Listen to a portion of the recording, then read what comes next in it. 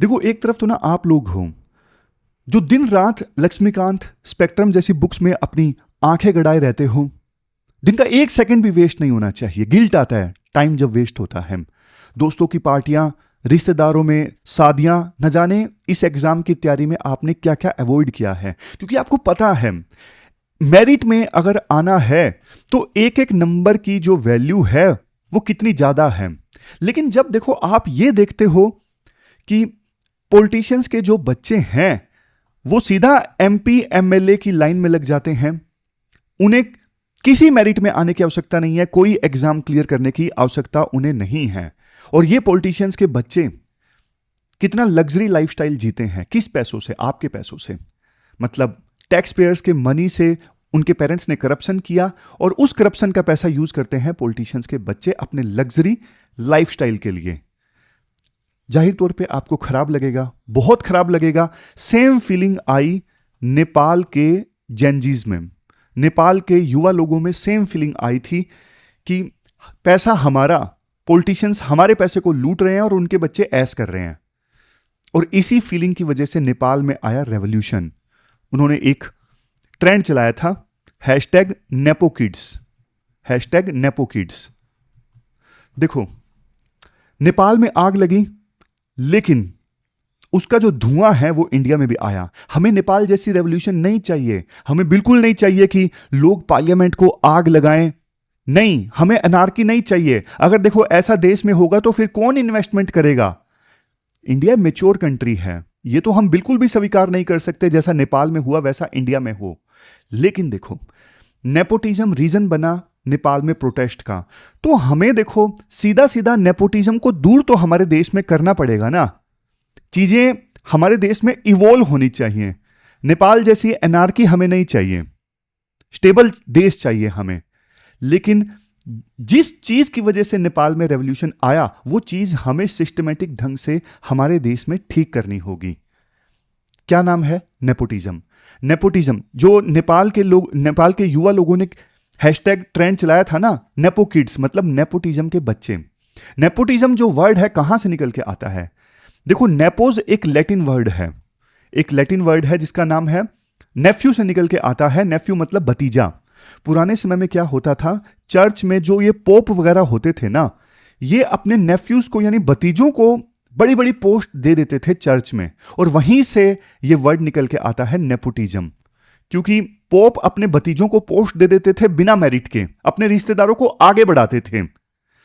तो नेपोटिज्म का मतलब यह होता है जब कोई पर्सन अपने रिलेटिव्स को आगे बढ़ाता है बिना मेरिट के, तो यह है नेपोटिज्म। इसका एक मिलता जुलता वर्ड भी है क्रोनिज्म। क्रोनिज्म मतलब दोस्तों को फायदा पहुंचाना, नेपोटिज्म मतलब परिवार को फायदा पहुंचाना। देखो, एक चीज मैं आपको बताता हूं। एक फेमस थिंकर है, उन्होंने एक बात बोली थी, जब कोई पर्सन शादी करता है ना, मैरिज कर लेता है, तो फिर उसके बाद ऑटोमेटिकली वो परिवार की तरफ लॉयल हो जाता है और वो नेपोटिज्म को प्रमोट करेगा ही करेगा। लेकिन देखो, ये जो बात है ना, ये पूरी बात नहीं है। पूरी बात क्यों नहीं है? मैं आपको एक सिंपल एग्जांपल की सहायता से बताता हूं। देखो, अगर डॉक्टर का बेटा या बेटी डॉक्टर बनता है तो हमें खुशी होती है, हमें दुख नहीं होता। वैसे तो देखो, उस डॉक्टर ने अपने बच्चों को ना बेस्ट फैसिलिटीज प्रोवाइड की, पढ़ने का माहौल दिया और पूरा ऐशो आराम दिया जिसकी सहायता से वो तैयारी कर सके वो बच्चा। लेकिन फिर भी देखो, ये नेपोटिज्म नहीं है। क्यों? क्योंकि डॉक्टर के बच्चे ने ना नीट का एग्जाम क्लियर किया है, वो मेरिट में आया है। डॉक्टर पिता ने अपने बच्चों को बेस्ट इन्वायरमेंट दिया, वो प्रिविलेज है, वो विशेषाधिकार है। लेकिन वो नेपोटिज्म नहीं है। क्यों? क्योंकि डॉक्टर के बच्चे ने ना नीट का एग्जाम क्लियर किया। नेपोटिज्म क्या है? नेपोटिज्म है जब देखो एक पॉलिटिशियन का बच्चा कोई मेरिट क्लियर नहीं करता, सिर्फ उसका फादर पॉलिटिशियन है, इस वजह से उसको टिकट मिल जाती है, और बाकी जो मेरिटोरियस कैंडिडेट्स हैं उनको इग्नोर कर दिया जाता है। ये नेपोटिज्म है। तो प्रिविलेज और नेपोटिज्म में दोनों में ना डिफरेंस है। जैसे बॉलीवुड में क्या होता है, स्टार किड्स, जैसे शाहरुख खान के जो बेटे हैं आर्यन खान, अभी वो एक वेब सीरीज लेके आ रहे हैं, ये नेपोटिज्म है। क्योंकि देखो, बॉलीवुड में आपने देखा होगा, पंकज त्रिपाठी, सुशांत सिंह राजपूत, राजकुमार राव, सबने बोला है कि देखो सालों लग जाते हैं, चप्पल घिसनी पड़ती है, तब जाके एक मौका मिलता है। और जो स्टार किड्स की लाइफ, स्टार किड्स का करियर जहां पे शुरू होता है ना, वहां पे आम आउटसाइडर का करियर खत्म हो जाता है। जहां पे स्टार किड्स का करियर शुरू होता है, स्टार किड्स का तो जन्म ही करण जौहर के ऑफिस में होता है। पहली फिल्म बहुत बड़े बजट से बनी, फेल भी हो गई तो कोई बात नहीं, पापा है ना, मम्मी है ना। तो ये बिना मेरिट के उनको मौका मिलता है, ये नेपोटिज्म है। नीट का डॉक्टर का बच्चा अगर डॉक्टर बनता है तो वो नेपोटिज्म नहीं है, वो प्रिविलेज है। उसको फैसिलिटीज अच्छी दी डॉक्टर ने, गरीब आदमी को वो फैसिलिटीज नहीं मिली, लेकिन वो प्रिविलेज है। तो ये डिफरेंस है। अगर यूपीएससी पूछ ले कि प्रिविलेज और नेपोटिज्म में क्या डिफरेंस है, तो आपको पता होना चाहिए। और नेपोटिज्म देखो हमारे देश में ना हर जगह देखने को मिलता है। बॉलीवुड में, बिजनेस में जैसे बिजनेस में तो चलो देखो उनका एक तर्क आता है, जैसे अंबानीज हैं, अदानीज हैं, वो बोलेंगे कि हमारा पैसा, हमारी मर्जी, हम आगे कंपनी किसको सौंपे, तुम्हारा क्या लेना देना, वो ये बात बोल सकते हैं। लेकिन देखो अब आप एक चीज देखोगे, जैसे अंबानीज हैं, अदानीज हैं, हर चीज में बिजनेस कर रहे हैं, जैसे सिम से लेके पेट्रोलियम से लेके हर जगह वो अपना बिजनेस ओपन कर रहे हैं।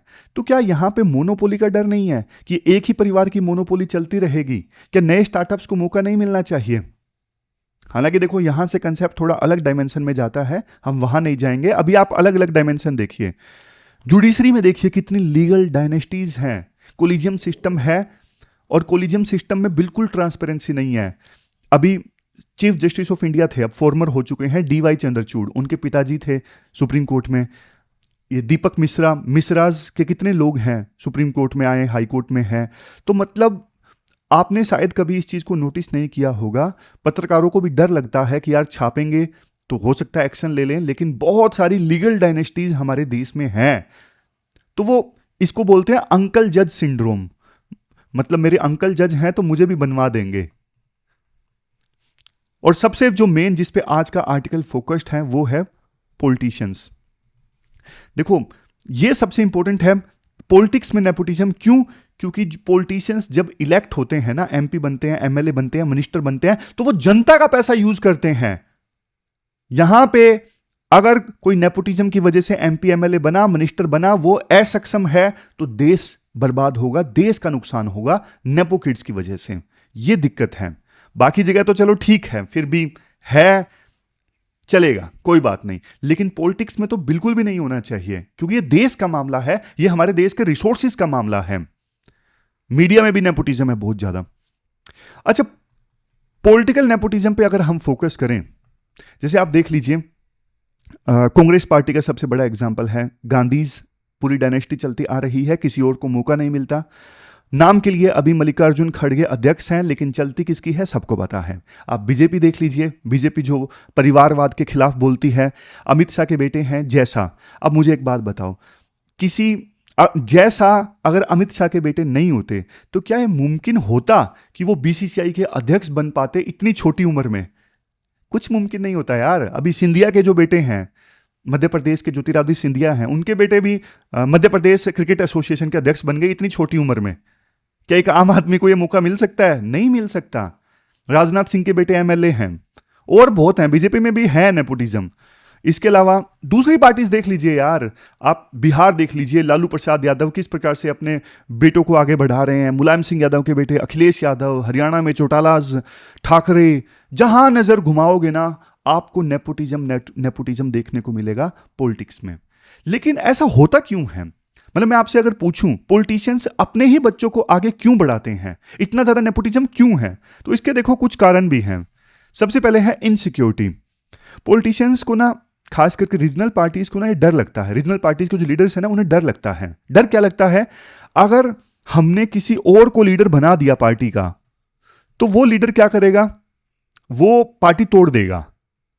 तो इसलिए रीजनल पार्टी के जो लीडर्स हैं ना, वो अपने बच्चों को कमान देते हैं, क्योंकि उनको लगता है कि दूसरे लीडर पे ना भरोसा नहीं किया जा सकता बिल्कुल भी। अगर दूसरे को लीडर बनाया तो वो पार्टी तोड़ देगा, वो लेके भाग जाएगा मेरी पार्टी, और मेरा पार्टी के ऊपर से कंट्रोल खत्म हो जाएगा। तो ये इनसिक्योरिटी है। दूसरा है ट्रस्ट डेफिसिट। ट्रस्ट डेफिसिट मतलब देखो, एक रीजनल पार्टी में खास करके आपने देखा होगा, एक तो ऊपर मेन लीडर होते हैं, जैसे हरियाणा में चौटाला, उसके बाद में उस पॉलिटिकल पार्टी में ना 4-5 बड़े बड़े लीडर होते हैं। तो ना मेन लीडर को यह लगता है कि अगर 4-5 लीडर में से किसी एक लीडर को मैंने पार्टी की कमान सौंपी तो बाकी लीडर्स नाराज हो जाएंगे, वो पार्टी छोड़ देंगे। तो इससे अच्छा यह है कि मैं अपने बेटे या बेटी को ही कमान सौंप दूं, ताकि वो 4-5 जो बड़े लीडर्स हैं वो संतुष्ट रहें कि हाँ भाई चलो किसी के हाथ में नहीं आई, हमारे लीडर ने अपने बेटे बेटी को कमान सौंप दी, तो इसलिए वो सारे संतुष्ट रहेंगे। लेकिन 4-5 बड़े लीडर्स में से किसी एक को कमान सौंप दी तो बाकी 3-4 नाराज हो जाएंगे, वो पार्टी छोड़ देंगे। दूसरा रीजन ये है। और देखो, जब इस प्रकार से पॉलिटिशियन अपने बच्चों को पार्टी सौंपते हैं या लिगेसी सौंपते हैं ना, तो बल्कि उसको भी दिक्कत होती है। जैसे तेजस्वी यादव हैं, तेजस्वी यादव का, राहुल गांधी का, इन लोगों का ना पूरा कंपैरिजन होता है इनके फादर के साथ में। तेजस्वी के बारे में लोग बोलते हैं कि अरे यार लालू जैसा दम नहीं है। शुरू में अखिलेश के बारे में भी बोला। तो मतलब उनको भी ना, उनके ऊपर एक बहुत प्रेशर रहता है, उनको आइडेंटिटी क्राइसिस का सामना करना पड़ता है, लगातार उन्हें कंपैरिजन झेलना पड़ता है। और कई बार होता क्या है, ये जो लोग होते हैं ना, अब जैसे देखो लालू हैं, मुलायम सिंह यादव हैं, रामविलास पासवान हैं, इन्होंने किया था संघर्ष। ये स्ट्रीट फाइटर थे, जनता से जुड़े रहते थे। लेकिन कई बार क्या होता है, जो बच्चे होते हैं ना, बच्चे एसी रूम में बैठ के राजनीति करते हैं, एसी रूम में बैठ के, तो वो जमीन से जुड़े नहीं होते। पार्टी तो उनको मिल गई, लेकिन वो स्ट्रीट फाइटर नहीं है। उनको पार्टी मिल गई बिल्कुल गिफ्ट के तौर पे अपने फादर से। उनके फादर ने पार्टी बनाई थी, उनको कीमत पता थी। तो एसी रूम में बैठ के जनता से डिस्कनेक्ट होके कभी स्ट्रेटेजी नहीं बनती। तो इस वजह से ये पॉलिटिशियंस के जो बच्चे होते हैं ना, कई बार यस मैन लोगों से घिर जाते हैं, ऐसे लोगों से घिर जाते हैं जो सिर्फ उनकी चापलूसी करते हैं। इस वजह से उनका ना पतन स्टार्ट हो जाता है धीरे धीरे। ये भी एक दिक्कत है। इसके बाद देखो, मैं अपना एक्सपीरियंस बताऊं, इवन कमेंट बॉक्स में ना, कमेंट बॉक्स में कई बार कुछ लोग ना बीजेपी के लिए लड़ रहे होंगे, कुछ कांग्रेस के लिए लड़ रहे होंगे कि सर आपने बीजेपी के बारे में नहीं बोला, सर आपने कांग्रेस के बारे में नहीं बोला। मेरे मन में ना एक ही बात आती है, अरे भाई कभी अपने लिए लड़ो यार, अपने लिए लड़ो। इसके बाद एक आर्टिकल मैं डिस्कस करूंगा आरटीआई का आर्टिकल डिस्कस करूंगा कि किस प्रकार से सरकार सिटीजन्स के राइट्स को कमजोर कर रही है। कभी अपने लिए आवाज उठाओ ना कि सरकार जनता के साथ क्या कर रही है। हमें क्या लेना देना राहुल गांधी से, मोदी से? लेना देना देखो एज ए सिटीजन है, हम अपने राइट्स के बारे में अवेयर होने चाहिए। लोग आते जाते रहेंगे, और भी मोदी आएंगे, और भी राहुल गांधी आएंगे, बट सिटीजन्स जब तक समझदार नहीं होंगे, इंपावर नहीं होंगे, तो पॉलिटिशियंस तो देखो हमेशा बेवकूफ बनाएंगे, जनता से उनके अधिकार छीनेंगे। तो आप अपने लिए मांगना सीखिए, ना कि किसी भी लीडर के पीछे लग जाइए। समझ गए? और हमेशा आप इश्यूज को मेरिट के बेसिस पे एनालाइज कीजिए। समझ गए? हमेशा देखिए कौन सही कौन गलत है, बजाय इसके कि हमेशा एक ही पार्टी को सपोर्ट करना। तो राइटर बोलते हैं देखो, साउथ एशिया में ना ये जो फीलिंग थी ना, इस फीलिंग ने आग लगा दी। शुरू में श्रीलंका में आग लगी, एक रीजन डायनेस्टी के खिलाफ आग थी। राजपक्षे जो फैमिली थी उनके खिलाफ लोग मन में बहुत ज़्यादा नफरत थी, इसी वजह से राजपक्षे को श्रीलंका छोड़ के भागना पड़ा। बांग्लादेश में शेख हसीना ऑटोक्रेट के तौर पे काम कर रही थी, इलेक्शन नहीं होने दे रही थी, इसलिए जनता का गुस्सा जो था वो फूट पड़ा। नेपाल में तो आप सबने देखा, जेनजी रिवोल्ट हुआ, नेपो किड्स ट्रेंड चला। तो इंडिया, जैसा मैंने शुरुआत में बोला, देखो नेपाल जैसी कंडीशन, बांग्लादेश जैसी कंडीशन, श्रीलंका जैसी कंडीशन इंडिया को नहीं चाहिए। हमें चाहिए स्टेबल कंट्री, लेकिन हम चाहते हैं रिफॉर्म। तो ये रिफॉर्म अब आने होंगे। इसलिए देखो हमारे देश में ना इंस्टीट्यूशंस स्ट्रोंग होने चाहिए। इलेक्शन कमीशन है, यूपीएससी है, सीबीआई है, ईडी है, ये संस्थान कमजोर कर देते हैं पॉलिटिशियंस, चाहे कोई भी पॉलिटिकल पार्टी हो। अपने लिए इन संस्थानों का यूज करना चाहते हैं, अपनी पावर्स को मिसयूज करना स्टार्ट कर देते हैं। तो जब ये संस्थान कमजोर हो जाते हैं ना, तो फिर देखो लोगों का जो ट्रस्ट है वो सिस्टम से हट जाता है, लोगों का ट्रस्ट टूट जाता है। तो मेरिट के बेसिस पे चीजें डिसाइड होनी चाहिए। इवन पॉलिटिक्स में भी इक्वल अपॉर्चुनिटीज मिलनी चाहिए। देश के युवा लोगों को सरकार के अंदर जो प्रोसेस है वो ट्रांसपेरेंट होनी चाहिए। तो ये हमने पूरा आर्टिकल डिस्कस कर लिया नेपोटिज्म से रिलेटेड। नमस्कार दोस्तों, डेट आज की 15 सितंबर 2025 है और आज 3 इश्यूज, एक तो हमने डिस्कस कर ही लिया नेपोटिज्म से रिलेटेड डिटेल से, 2 और इश्यूज हम डिस्कस करेंगे। दूसरा इशू, यूएन अपनी रेलेवेंस क्यों खोता जा रहा है, और तीसरा आरटीआई से रिलेटेड। तो चलिए डिस्कशन स्टार्ट करते हैं। इसके बाद नेक्स्ट आर्टिकल देखो, यूएन से संबंधित है। यूएन ने अपनी रेलेवेंस क्यों खो दी है? आपने सिलेबस में जीएस पेपर सेकंड के इस टॉपिक से आर्टिकल को रिलेट कर सकते हो। सबसे पहले मैं आपको कवर करवाता हूं बैकग्राउंड। देखो, सेकंड वर्ल्ड वार जब हुआ था ना, भारी तबाही मची थी, जान का और माल का ना भयंकर नुकसान हुआ था सेकंड वर्ल्ड वार में।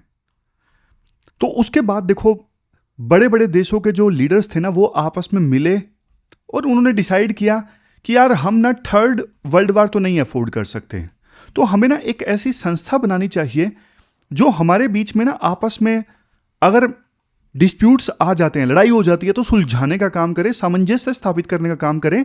तो ये सोच के वर्ल्ड लीडर्स ने ना उस समय बनाया एक संगठन, इंटरनेशनल ऑर्गेनाइजेशन, जिसका नाम था यूएन। मकसद क्या था? मकसद ये था आने वाली जनरेशन्स को ना वार के प्रकोप से बचाना, यानी थर्ड वर्ल्ड वार होने से रोकना। मतलब काफी भारी भरकम काम यूएन को दिया गया था। बट देखो, यूएन के क्रिएटर्स ने ना एक ऐसी चीज बना दी जो उस समय यूएन की सबसे बड़ी ताकत भी बनी, लेकिन आज वो यूएन की सबसे बड़ी कमजोरी बन गई है। वो चीज क्या है? मैं आपसे पूछता हूं, कमेंट बॉक्स में लिखिए वो चीज क्या है। वो चीज है वीटो पावर। आप पूछोगे सर ताकत कैसे? वीटो सबसे बड़ी ताकत कैसे थी उस समय? क्योंकि देखो, जो बड़ी बड़ी पावर्स थी ना उस समय वर्ल्ड की, जैसे USA, USSR, China, UK, France, उनके बीच में ना एक बैलेंस ऑफ पावर इस्टेब्लिश करना जरूरी था। मतलब ऐसा नहीं होना चाहिए था कि वर्ल्ड में एक देश बहुत पावरफुल बन जाए और बाकी देश कमजोर बन जाए, फिर दोबारा से थर्ड वर्ल्ड वार स्टार्ट हो जाता। तो वर्ल्ड लीडर्स ने सोचा कि ना 5 बड़े देशों के बीच में एक बैलेंस इस्टेब्लिश करना जरूरी है, ताकि कोई एक देश बहुत पावरफुल ना बन जाए।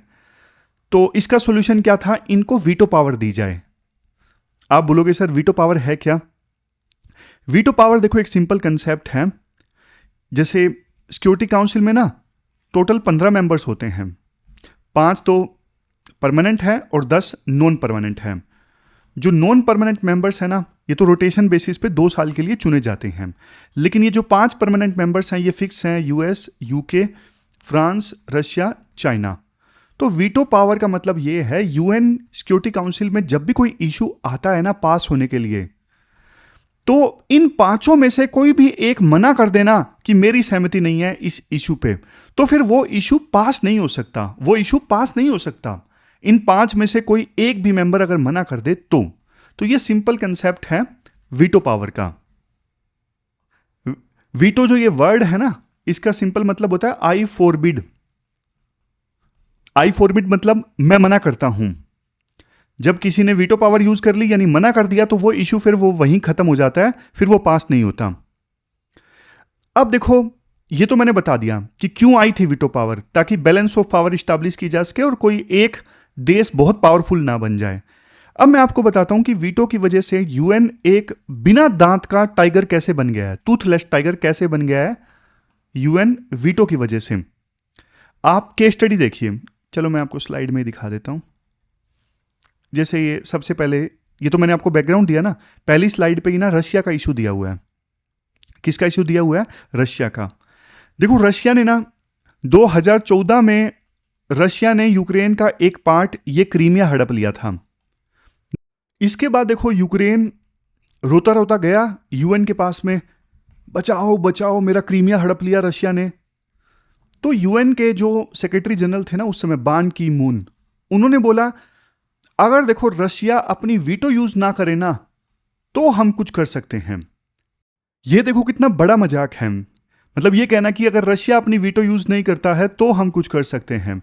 भाई रशिया इतना आइडियल थोड़ी ना है, रशिया इतना आइडियल थोड़ी ना कि अपने खिलाफ ही यूएन में रेजोल्यूशन पास होने देगा और बोलेगा कि देखो मैं ईमानदार हूं, मैंने हमला जरूर किया है यूक्रेन के ऊपर, लेकिन सिक्योरिटी काउंसिल में कोई मेरे खिलाफ रेजोल्यूशन पास करना चाहते हो तो कर दो, मैं कुछ नहीं करूंगा। इतना थोड़ी ना आइडियल है रशिया। वर्ल्ड इतना आइडियल थोड़ी ना होता है। रशिया ने गलती की है, अपने खिलाफ थोड़ी ना रेजोल्यूशन पास होने देगा। तो रशिया तो डेफिनेटली अपनी वीटो पावर का यूज करेगा ही, बोलेगा सिक्योरिटी काउंसिल में कि मेरे खिलाफ कुछ भी नहीं पास कर सकते। और देखो अभी भी रशिया और यूक्रेन के बीच में वार चल रहा है। 2022 में स्टार्ट हुआ था, 2022 तब से वार स्टार्ट हुआ है ना, तो यूएन में बहुत सारे रेजोल्यूशंस आए सिक्योरिटी काउंसिल में रशिया के अगेंस्ट। रशिया ने एक भी नहीं पास होने दिया, हर बार अपनी वीटो पावर का यूज किया और एक भी रेजोल्यूशन रशिया के खिलाफ नहीं पास हो पाया। और बात सिर्फ यहां पे देखो रशिया की नहीं है, आप इजराइल का हाल देख लीजिए। देखो इजराइल के अगेंस्ट हमास ने हमला हुआ था, इजराइल के निर्दोष लोग मारे गए थे, ये सबको पता है, 2023 अक्टूबर की बात है। लेकिन उसके बाद इजराइल ने जो कुछ किया है, क्या वो कि दुनिया को दिखता नहीं? 50,000 लोग गजा में मारे गए हैं, जिसमें से कितने निर्दोष बच्चे भी हैं। निर्दोष तो निर्दोष है ना, चाहे वो इजराइल के हों या फिर गजा के हों। तो यूएन में इजराइल के अगेंस्ट भी काफी सारे सिक्योरिटी काउंसिल में रेजोल्यूशंस हुए हैं इजराइल के खिलाफ एक्शन लेने के लिए। लेकिन इजराइल का बड़ा भाई कौन? यूएसए। यूएसए कहता है भाईचारा ऑन टॉप, हम इजराइल के खिलाफ कोई भी रेजोल्यूशन पास नहीं होने देंगे। तो यानी यूएन का एक भी एक्शन नहीं हो उसका इजराइल के अगेंस्ट, क्योंकि यूएस ने हमेशा वीटो का इस्तेमाल किया इजराइल के लिए। और बात ऐसा नहीं है कि ये सिर्फ यूएसए और रशिया ये दोनों बेकार हैं, अरे बाकी देश भी ऐसे ही हैं। आप चाइना का एग्जांपल ले लीजिए। चाइना ने तिब्बत में मिलिट्री एक्शन लिया था और मामला गया था यूएन में, कोई एक्शन नहीं हुआ चाइना के अगेंस्ट। क्यों? चाइना के पास में वीटो पावर थी। उसी प्रकार से यूएस ने बहुत सारे लैटिन अमेरिकन कंट्रीज में इंटरवेंशन किया है समय समय पे। इंटरवेंशन का क्या मतलब होता है? जैसे कभी यूएसए ने किसी देश में कू करवा दिया, मतलब सत्ता पलटवा दी, मिलिट्री का कब्जा करवा दिया, कभी सैंक्शंस लगा दिए, ये सारे अड़ंग बड़ंग काम यूएसए करता है। लेकिन कभी सिक्योरिटी काउंसिल में यूएसए के अगेंस्ट रेजोल्यूशन पास हुआ? कुछ नहीं हुआ। वैसे ही यूके का डिस्प्यूट हो गया था अर्जेंटीना के साथ फोकलैंड्स आइलैंड को लेके, मामला गया यूएन सिक्योरिटी काउंसिल में, कुछ हुआ यूके के अगेंस्ट? नहीं, यूके ने अपनी वीटो का यूज किया। उसी प्रकार से फ्रांस भी कम नहीं है। फ्रांस ने कई सारे अफ्रीकन कंट्रीज में समय समय पे इंटरवेंशन किया है, जैसे आइवरी कोस्ट है, सेंट्रल अफ्रीकन रिपब्लिक है, यहां पे फ्रांस ने अपनी गुंडागर्दी की है। मामला जब यूएन में गया तो इन्होंने अपनी वीटो का यूज कर लिया। तो कहने का मतलब देखो ये है, वीटो पावर का कंसेप्ट आया इसलिए था कि वर्ल्ड में बैलेंस ऑफ पावर इस्टेब्लिश किया जा सके, कोई एक देश पावरफुल ना हो। लेकिन हो उल्टा गया। वीटो एक्चुअल में ना परमानेंट 5 यानी P5 कंट्रीज के पास में ना एक ऐसा हथियार बन गया है जिसे ये सिर्फ अपने इंटरेस्ट के लिए, अपने फायदे के लिए इस्तेमाल करते हैं। तो वीटो ने यूएन को बहुत कमजोर कर दिया है, क्योंकि वीटो की वजह से यूएन कुछ कर ही नहीं पाता, कुछ एक्शन ही नहीं ले पाता है। तो ये तो हुआ पहला कंसेप्ट। अब आता है दूसरा कंसेप्ट। दूसरा कंसेप्ट क्या है? पैसे की प्रॉब्लम। सिंपल भाषा में बोलूं, फाइनेंशियल प्रॉब्लम यूएन की, यानी पैसे की प्रॉब्लम। कैसे? देखो यूएन के पास में ना खुद का कोई पैसा नहीं है। जो यूएन के मेंबर कंट्रीज है ना, वो चंदा देते हैं और उनके पैसों से यूएन चलता है। अब आर्टिकल ये कहता है पिछले 80 सालों में यूएन ने ऑलमोस्ट $500 बिलियन खर्च कर दिए हैं। बड़ी रकम है, $500 बिलियन। और देखो सबसे बड़ा जो दानवीर है यूएन का, वो कौन है? सबसे बड़ा दानवीर है यूएस, जो यूएन को ना अकेला 22% बजट देता है। अब सोचो, जो आदमी देखो घर का 22% खर्चा दे रहा है, उसकी बात सुनी जाएगी या नहीं सुनी जाएगी? बिल्कुल सुनी जाएगी। तो उसी प्रकार से यूएन का खर्चा 22% तो यूएस चला रहा है, तो यूएस का डोमिनेंस यूएन में रहेगा या नहीं रहेगा? रहेगा, ज्यादा रहेगा। बट देखो अब समय बदल गया है। अब मतलब पहले तो यूएस ने यूएन को अपने हिसाब से चलवाया, लेकिन अब जो ट्रंप है ना, वो है एक नंबर के महाकंजूस। वो कहते हैं यूएस से पैसा दे रहा है यूएन को, तो हमें कोई फायदा नहीं हो रहा है। तो यूएस की एक एजेंसी थी यूएसएड, पूरा नाम था United states agency for international development. ये हेल्प करती थी दुनिया में अलग अलग डेवलपमेंट प्रोजेक्ट्स के लिए, डिजीज को मिटाने के लिए, गरीबी खत्म करने के लिए लेकिन ट्रम्प चाचा ने इस इंपॉर्टेंट ऑर्गेनाइजेशन को ही खत्म कर दिया, डिसमेंटल कर दिया। और ट्रम्प बोलते हैं पैसे बचाओ भाई, क्या ही फायदा ह्यूमैनिटेरियन प्रोजेक्ट्स को फंड करके। तो मतलब जब इस ऑर्गेनाइजेशन को खत्म किया गया ना, तो ये ऑर्गेनाइजेशन बहुत सारे जो प्रोजेक्ट्स चला रही थी वेलफेयर से रिलेटेड, वो सारे प्रोजेक्ट्स बंद हो गए। गरीब देशों में काफ़ी ज़्यादा भुखमरी और बीमारी बढ़ी, जो पहले ठीक हो रही थी इस एजेंसी के प्रोजेक्ट्स की सहायता से। अब ट्रम्प क्या बोलते हैं? ट्रम्प बोलते हैं 2026 में ना हम यूएन को जितना पैसा पहले देते थे ना, उसका 87% कम देंगे। यानी पहले अगर 100 रुपये देते थे तो अब सिर्फ 13 रुपये देंगे और 87% पैसा बचाओ। अगर देखो ऐसा हुआ तो फिर यूएन के जो सस्टेनेबल डेवलपमेंट गोल्स 2030 हैं, वो तो सिर्फ देखो कागज का टुकड़ा बन के रह जाएंगे। यूएन फिर ये एसडीजी गोल्स को अचीव करने के लिए पैसा नहीं दे सकेगी गरीब देशों में। और सिर्फ देखो यूएसए की बात नहीं है, और बहुत सारे जो छोटे मोटे 40 दूसरे देश हैं ना, वो भी बहुत देर करते हैं पैसा देने में। समझ गए? उनका भी कंट्रीब्यूशन टाइम पे नहीं आता। जैसे होते हैं ना मोहल्ले में कुछ लोग आनाकानी करते हैं, हम क्यों दें पार्क ठीक करवाने के लिए पैसे। तो पॉइंट ये है, मतलब कंसेप्ट नंबर 2 ये है कि यूएन की ना फाइनेंशियल डिपेंडेंसी है मेंबर कंट्रीज के ऊपर। मेंबर कंट्रीज जब चंदा देते हैं, जैसे रामलीला के लिए चंदा इकट्ठा होता है तभी रामलीला होती है ना, तो मेंबर कंट्रीज जब यूएन को पैसा देते हैं, चंदा देते हैं, तभी यूएन का कामकाज चल सकता है, अदरवाइज नहीं। खास करके यूएस, चाइना ये ज़्यादा पैसा देते हैं तो फिर ये अपनी मनमानी भी करते हैं, फिर यूएन एजेंसीज को अपने हिसाब से चलवाने की ये कोशिश भी करते हैं। जैसे डब्ल्यूएचओ में मान लीजिए चाइना ने ज़्यादा पैसा दिया ना, तो डब्ल्यूएचओ ने फिर चाइना का साथ दिया। कोविड की महामारी के दौरान डब्ल्यूएचओ ने चाइना के अगेंस्ट कोई खास एक्शन लिया नहीं और चाइना की तरफदारी ज़्यादा करी। क्यों? क्योंकि चाइना का कंट्रोल ज़्यादा था डब्ल्यूएचओ के ऊपर, ज़्यादा फाइनेंशियल कंट्रीब्यूशन के कारण। तो ये कंसेप्ट नंबर 2 है। अब आता है कंसेप्ट नंबर 3। कंसेप्ट नंबर 3 में राइटर ये बोलते हैं कि कुछ एक्सपर्ट्स का ये कहना है कि यूएन ना अभी सिर्फ एक बातचीत का दुकान बन के रह गया है, सिर्फ एक डिबेटिंग क्लब, कुछ होता जाता नहीं है। लेकिन राइटर बोलते हैं ऐसा नहीं है। सिक्के का दूसरा पहलू आप देखिए। सिक्के का दूसरा पहलू क्या है? यहां पर देखो आप, यूएन के ना एक सेक्रेटरी जनरल थे जिनका नाम था डैग हैमरस्कोल्ड। बहुत ब्रिलियंट बात इन्होंने बोली थी। इन्होंने बोला देखो यूएन इसलिए नहीं बनाया गया था कि यूएन मानवता को स्वर्ग में लेके जाएगा, नहीं।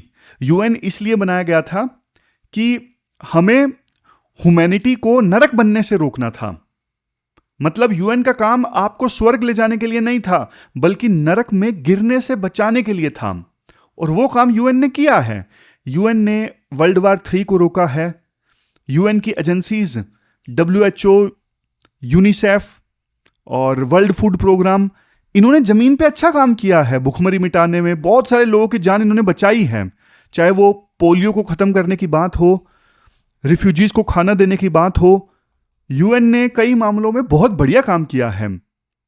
लेकिन राइटर एक बात ये भी बोलते हैं, राइटर कहते हैं देखो ये बात गलत है कि 3rd वर्ल्ड वार यूएन ने रोक दिया है। राइटर का तो ये मानना है कि बहुत सारे एक्सपर्ट्स ये कहते हैं कि 3rd world war already start हो चुका है। 3rd वर्ल्ड वार ना पहले के 2 वार से अलग है। पहले के 2 वार्स में तो डायरेक्ट आमने सामने की लड़ाई हो रही थी, लेकिन ये नया वर्ल्ड वार है। इसमें proxy wars, trade wars, cyber wars और नए नए रीजनल कन्फ्लिक्ट्स सामने आ रहे हैं। और यूएन ना समझ नहीं रहा है कि ये 3rd वर्ल्ड वार जो है वो स्टार्ट हो चुका है। इवन यूएन के farmer under secretary general for humanitarian affair है जिनका नाम है मार्टिन ग्रिफिथ। इनका कहना है देखो यूएन की रेलेवेंस खत्म हो रही है ना, उसका एक रीजन ये है यूएन का जो सबसे प्रीशियस रिसोर्स है ना वो खत्म हो रहा है, जिसका नाम है करेज। मतलब पहले ना यूएन के पास में करेज हुआ करती थी, courage to lead, courage to try and if necessary to fail and try again. लेकिन यूएन के पास में ना अभी करेज ही नहीं रह गई है ट्राई करने की कि हाँ भाई कन्फ्लिक्ट रोकें, नहीं, वो विल ही नहीं है। यूएन अब इवन ट्राई भी नहीं करता कि कन्फ्लिक्ट वगैरह रोका जाए। जो सेक्रेटरी जनरल हैं कुछ टफ स्टेटमेंट्स दें, कोई ट्राई किया जाए, विभिन्न देशों के लीडर्स को कुछ एक साथ लाया जाए, ऐसा कोई कुछ भी ट्राई यूएन की तरफ से नहीं होती है। फिर सॉल्यूशंस की बात करते हैं राइटर। सॉल्यूशंस क्या हो सकते हैं? सॉल्यूशन मैं आपको बताता हूं एक एक करके, कुछ इंपॉर्टेंट सॉल्यूशन, कुछ तो अच्छे हैं। सबसे पहला सॉल्यूशन, जो वीटो पावर है ना, जो जड़ है यूएन के इररिलेवेंट होने की, तो इसको खत्म करो। यूएन देखो जब डेमोक्रेटिक बनेगा वीटो पावर खत्म होने के बाद में, तब देखो रियल जो एक्शन है ना वो लिया जा सकेगा। मतलब लेकिन देखो नुकसान ये हो सकता है कि वीटो पावर अगर छीन ली जाए ना P5 कंट्रीज की, तो हो सकता है जो ये परमानेंट 5 कंट्रीज है ना, ये यूएन को छोड़ ही दें। समझ गए? ये नुकसान हो सकता है। फिर दूसरा सॉल्यूशन राइटर देते हैं, फाइनेंशियल आत्मनिर्भरता, यानी फाइनेंशियल इंडिपेंडेंस। यूएसए और चाइना जैसे देशों पे ना डिपेंडेंसी यूएन को कम करनी होगी। जो फाइनेंशियल मॉडल है उसे अभी चेंज करना होगा, और यूएन पूरी तरह से चंदे पर निर्भर ना रहे। एक ग्लोबल टैक्स लगाया जा सकता है, जैसे टोबिन टैक्स नहीं है जो हम इकोनॉमी में पढ़ते हैं, जो भी इंटरनेशनल ट्रांजैक्शन होती है उस पर थोड़ा सा टैक्स लगे, तो ऐसे ही टोबिन टैक्स लगाया जा सकता है यूएन के द्वारा, जिससे यूएन को पैसा मिले और यूएन को फंडिंग मिले। फिर आता है तीसरा पॉइंट। तीसरे सॉल्यूशन में राइटर बोलते हैं, हेडक्वार्टर जो है ना अभी यूएन का कहां पे है आप बताओ? न्यूयॉर्क में है। न्यूयॉर्क में हेडक्वार्टर है। इसे ना न्यूयॉर्क से हटा के साइक्लिक कर दो। जैसे साल के 3 महीने रहे किगाली में। किगाली कहाँ पे है? किगाली रवांडा का शहर है। 3 महीने किगाली में रहा यूएन का हेडक्वार्टर। फिर यमन के शहर सना में रहा 3 महीने। फिर कीव में रहा। मतलब जहाँ जहाँ पे कन्फ्लिक्ट है ना, वहाँ पे आप साइक्लिक यूएन का हेडक्वार्टर शिफ्ट कर दो, ताकि यूएन के जो यूएन में पार्टिसिपेट करने वाले जो लोग हैं ना, वो अपने न्यूयॉर्क में बैठ के एसी रूम में डिसीजन ना ले। जहाँ पे कन्फ्लिक्ट है वहाँ कम से कम जाएं तो सही। फिर देखो अभी जो यूएन के सेक्रेटरी जनरल है ना, गुटरेस, ये थोड़ा बहुत रिफॉर्म लेके आए हैं यूएन में। यूएन80 क्या है? मतलब इन्होंने ना यूएन के बजट में ना 20% कटौती करने की कोशिश की है, और हजारों जो लोगों को ना यूएन की जॉब से हटाया गया है। बट इससे यूएन सुधरेगा नहीं। ठीक है, यूएन को चलाने में आप रिफॉर्म लेके आ रहे हो, लेकिन ये सिर्फ एक पेन किलर है। सर्जरी करनी पड़ेगी अभी यूएन को रेलेवेंट बनाने के लिए। समझ गए? तो ये हमने यूएन से संबंधित पूरा आर्टिकल डिस्कस किया कि यूएन का जो डिजाइन है ना वो पुराना हो गया है।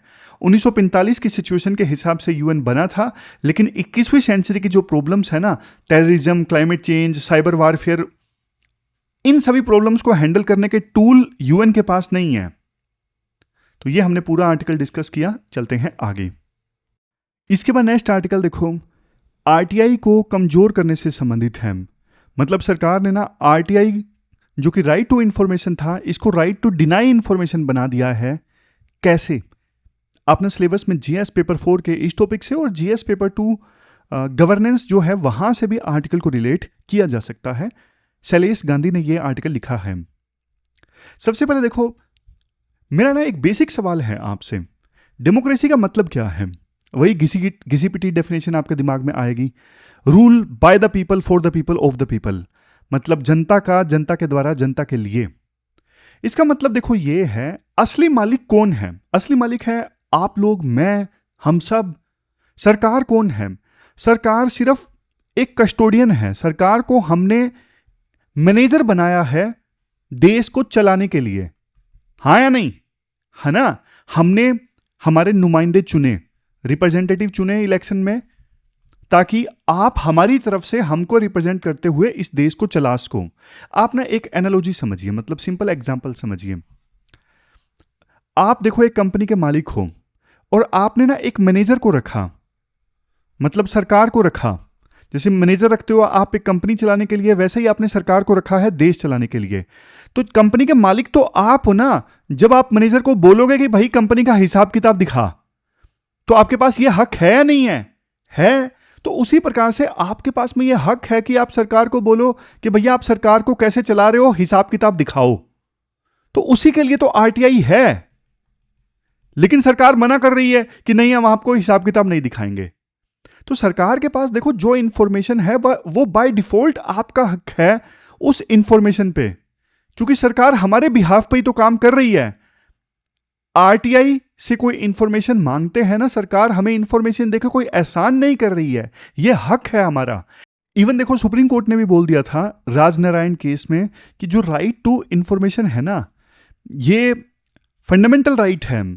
मतलब article 19 section 1 close A freedom of speech and expression का पार्ट है राइट टू इंफॉर्मेशन। समझ गए? अब देखो जाहिर तौर पे इस कानून में कुछ एक्सेप्शंस हैं। ऐसा नहीं कि जनता कुछ भी मांग ले, कुछ तो देखो एक्सेप्शंस हर जगह होते हैं ना। मतलब ये तो हम एक्सपेक्ट नहीं करते सरकार से कि सरकार सब कुछ ही पब्लिक कर दे, देश की सुरक्षा का क्या फिर। इसीलिए देखो आरटीआई एक्ट में ना सेक्शन 8 में, आरटीआई एक्ट में सेक्शन 8 में कुछ एग्जेम्पशंस बताए गए हैं कि कब सरकार इंफॉर्मेशन को पब्लिक नहीं कर सकती। सारे के सारे एक्सेप्शंस हमें याद रखने की आवश्यकता नहीं है, लेकिन एक जिस पे राइटर सबसे ज्यादा फोकस करते हैं, जिस पे ये पूरा आर्टिकल बेस्ड है, वो है सेक्शन 8 और सब सेक्शन 1 क्लोज जे। ये सबसे ज्यादा इंपॉर्टेंट है। ये है पर्सनल इंफॉर्मेशन से रिलेटेड कि अगर इंफॉर्मेशन पर्सनल है तो क्या वो आरटीआई के दायरे में आता है या नहीं आता है, उससे रिलेटेड है ये सेक्शन 8 सब सेक्शन 1 क्लोज जे। क्योंकि देखो पर्सनल इंफॉर्मेशन को पब्लिक करना है या नहीं करना है, यहां पे एक डायलेमा है। डायलेमा ये है कि एक तरफ तो राइट टू इंफॉर्मेशन है, दूसरी तरफ राइट टू प्राइवेसी है, दोनों के बीच में टकराव है। तो ना ये जो सेक्शन 8(1) जे जो है ना, ये क्लैरिफाई कर देता है। ये कहता है कि पर्सनल इंफॉर्मेशन आप पब्लिक में मत दो, पर्सनल इंफॉर्मेशन पब्लिक में मत रिलीज करो। दो अगर सिचुएशन हो तो, पहला तो अगर देखो कोई भी पब्लिक इंटरेस्ट सर्व नहीं हो रहा है, कोई भी पब्लिक इंटरेस्ट सर्व नहीं हो रहा है, मतलब पब्लिक का फायदा नहीं हो रहा है, तो फिर किसी की आप पर्सनल इंफॉर्मेशन रिलीज मत करो। दूसरा, अगर किसी की पर्सनल इंफॉर्मेशन रिलीज की जाती है और वो उसकी प्राइवेसी में अनवांटेड एक घुसपैठ है, मतलब बिना आवश्यकता की घुसपैठ है, अननेसेसरी घुसपैठ है, किसी की प्राइवेसी आप बिना काम के वायलेट कर रहे हो, तब भी आप उसकी जो पर्सनल इंफॉर्मेशन है ना रिलीज ना करो। समझ गए? मतलब सेक्शन 8(1) जे साफ तौर पे बोलता है कि किसी की पर्सनल इंफॉर्मेशन ना आप दो सूरत में पब्लिक में रिलीज मत करो। एक तो किसी का कोई पब्लिक इंटरेस्ट सर्व नहीं हो रहा है, जनता को फायदा नहीं हो रहा है, तो किसी की पर्सनल इंफॉर्मेशन मत रिलीज करो।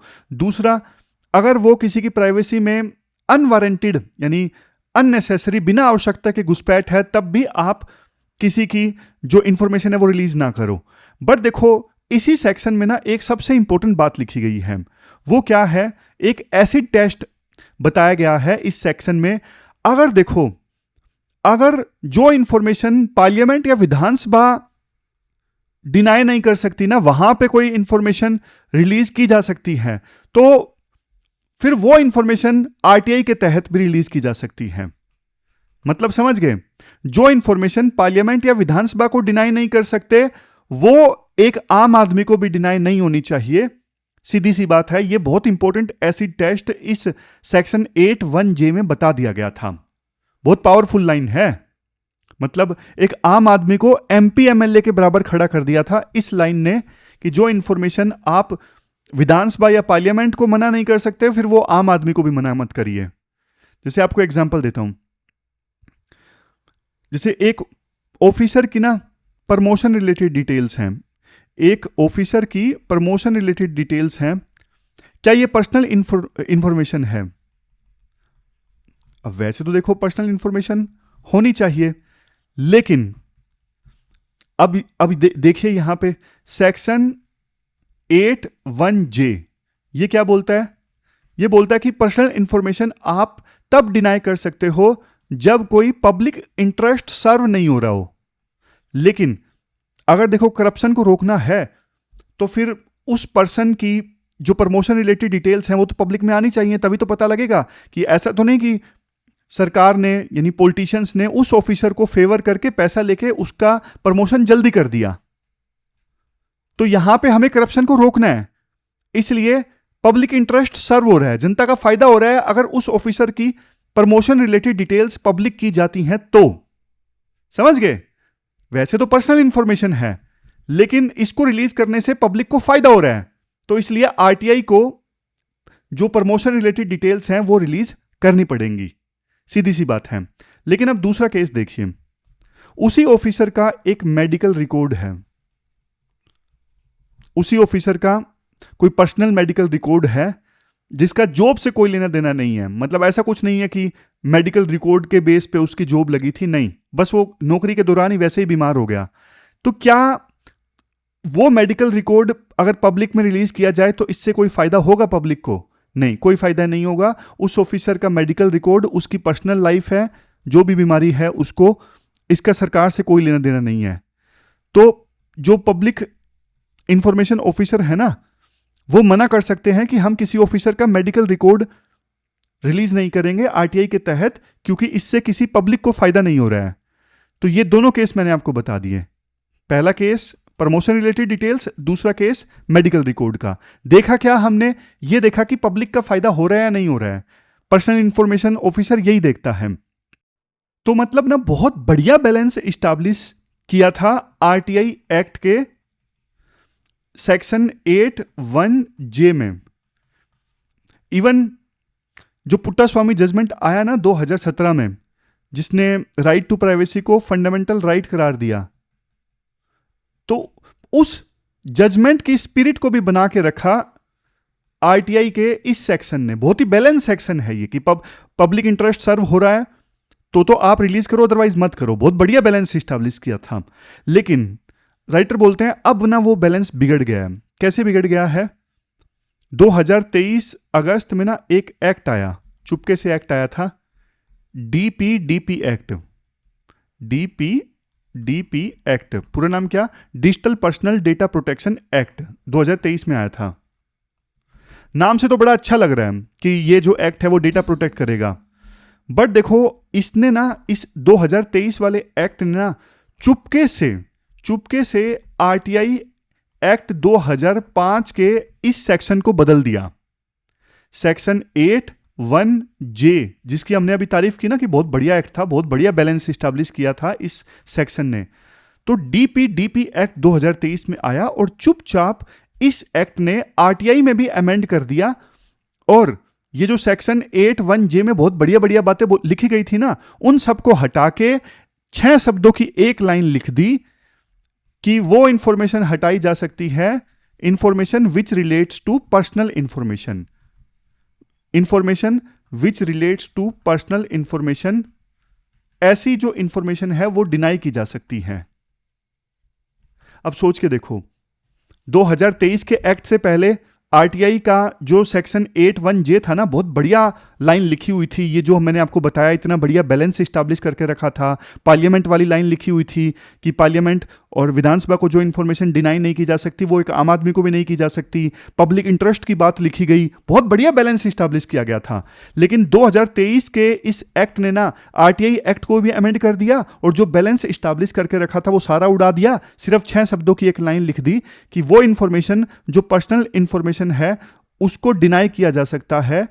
अब आरटीआई में ये प्रोविजन है, तो वेग बना दिया। पहले क्लैरिटी थी पूरा कब कब इंफॉर्मेशन डिनाई की जा सकती है, अब उस चीज को वेग बना दिया गया है। अब मतलब गलत इस्तेमाल किया जा सकता है, ऑफिसर्स के द्वारा इंफॉर्मेशन देने से मना किया जा सकता है। हर किसी इंफॉर्मेशन को बोल देंगे ये पीआईओ वाले की ये तो पर्सनल इंफॉर्मेशन है, ये नहीं देंगे।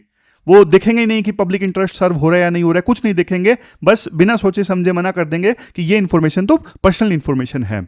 अब आपको एक चीज और बताता हूं। अब देखो, नेचुरली जब हम पर्सनल इंफॉर्मेशन की बात करते हैं तो पर्सनल का मतलब क्या होता है? पर्सनल का मतलब होता है एक नॉर्मल इंसान, मेरी इंफॉर्मेशन, रमेश की इंफॉर्मेशन, महेश की इंफॉर्मेशन, वो पर्सनल इंफॉर्मेशन है।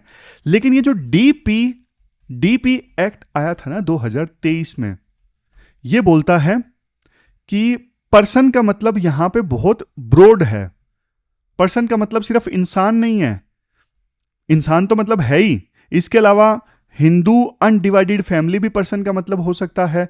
पर्सन का मतलब एक कंपनी भी हो सकता है, और पर्सन का मतलब एक फर्म भी हो सकता है। पर्सन का मतलब इवन सरकार भी हो सकता है। तो डीपीडीपी एक्ट 2023 के अकॉर्डिंग पर्सनल की जो डेफिनेशन है वो बहुत ब्रॉड हो गई है।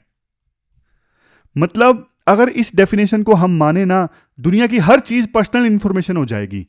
क्योंकि देखो, हर इंफॉर्मेशन किसी ना किसी की तो है ना, किसी कंपनी की होगी, किसी फर्म की होगी, किसी ऑफिशियल से जुड़ी होगी। जैसे एक सरकारी ऑर्डर है, किसी ने तो उस पर साइन किया ना, एक ऑफिसर के साइन होंगे तो वो पर्सनल इंफॉर्मेशन हो गई, ऑफिसर के साइन है। समझ गए? एक सरकारी कॉन्ट्रैक्ट किसको मिला? कंपनी को मिला, तो वो कंपनी की पर्सनल इंफॉर्मेशन हो गई, contract related details.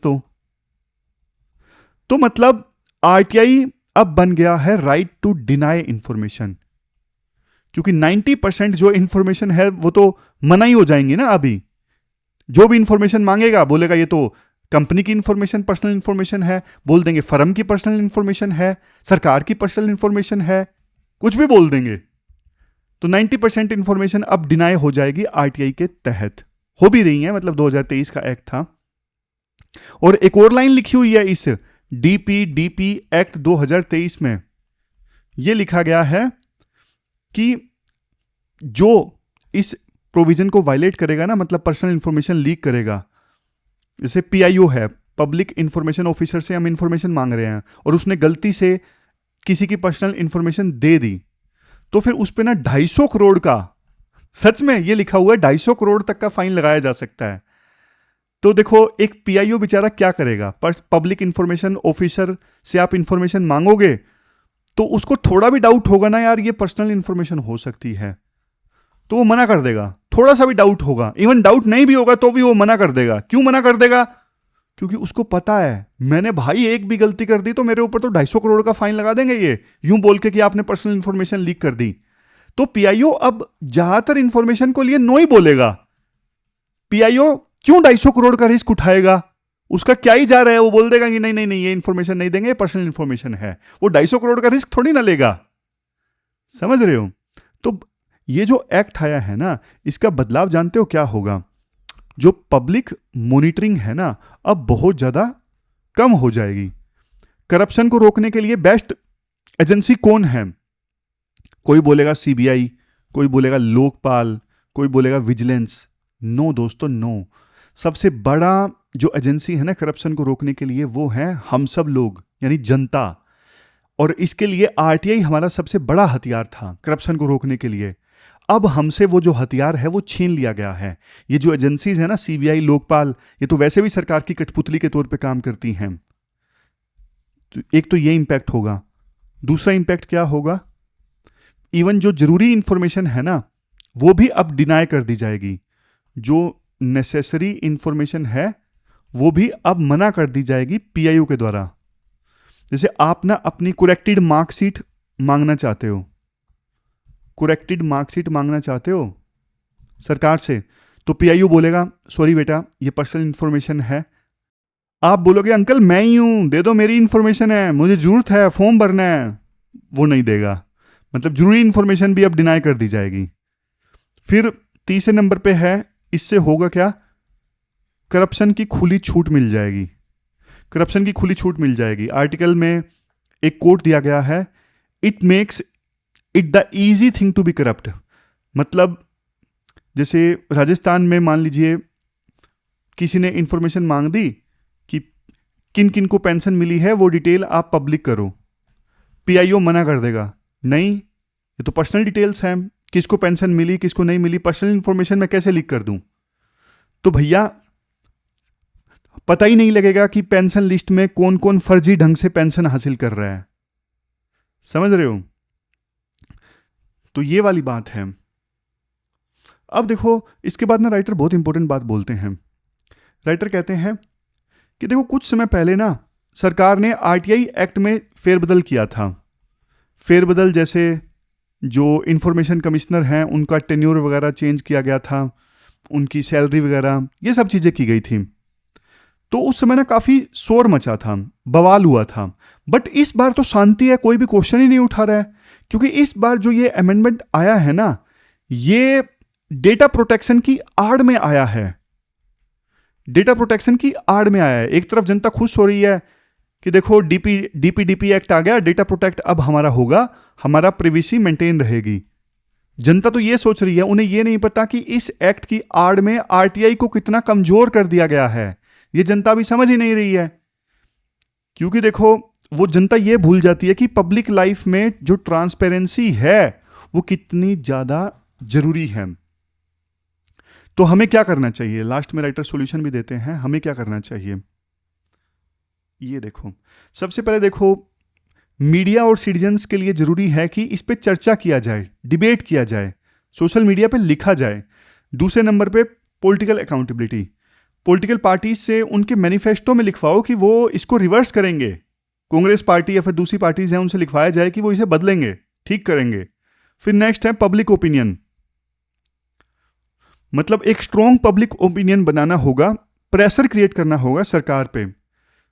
Next, recognition of gravity, मतलब आप ये समझो कि देखो ये कोई छोटा मोटा मुद्दा नहीं है, ये हमारे फंडामेंटल राइट्स के ऊपर अटैक है।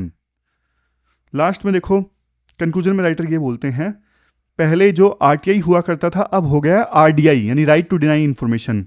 एक कानून जो जनता को मालिक बनाता था अब वो जनता को गुलाम बना रहा है। अगर देखो हम चुप रहे तो हम अपनी आज़ादी और डेमोक्रेसी दोनों को खतरे में डाल देंगे। तो इसलिए ज़रूरी है कि इस मुद्दे पे आवाज़ उठाई जाए। तो ये पूरा आर्टिकल हमने डिस्कस किया, चलते हैं आगे। लास्ट में क्वेश्चन देख लीजिए जो आपको अटेम्प्ट करना है। ये जो आरटीआई वाला हमने आर्टिकल डिस्कस किया ना, इसी से संबंधित आपको क्वेश्चन अटेम्प्ट करना है 250 वर्ड्स में, और 15 मार्क्स का ये क्वेश्चन है। तो ये थी हमारी आज की डिस्कशन। कल मिलते हैं फिर से एक नई डिस्कशन के साथ। तब तक आप अपना ध्यान रखिए, अच्छे से पढ़िए। Thank you very much for discussion.